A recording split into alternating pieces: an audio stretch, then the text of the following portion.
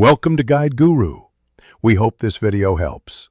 You begin by ensuring prerequisites are correct.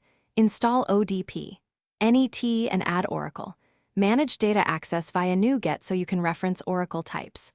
Once done, create a new VB, NET console or WinForms project and set the target framework and platform to match your Oracle client.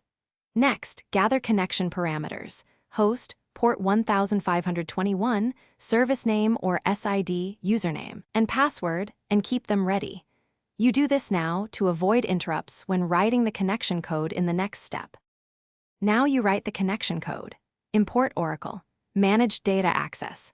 Client and build a connection string using data source equals, description equals, address equals, protocol equals, TCP, host equals your host, port equals 1521, connect data equals, service name equals your service.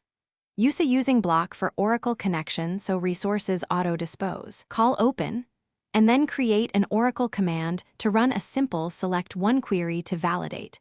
Make sure to parameterize queries for later work. Catch Oracle exception to inspect Oracle error codes and messages, then rethrow or log as appropriate.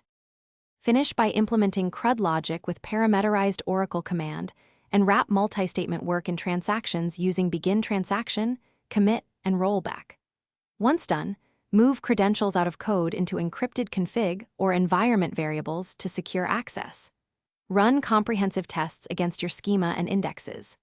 If something fails, first verify the Oracle listener is running and that TNS or connection string matches the service. Also confirm firewall rules and that ODP, NET/client versions align. This single checklist resolves most connection issues. Thanks for watching. Consider subscribing if we helped you today.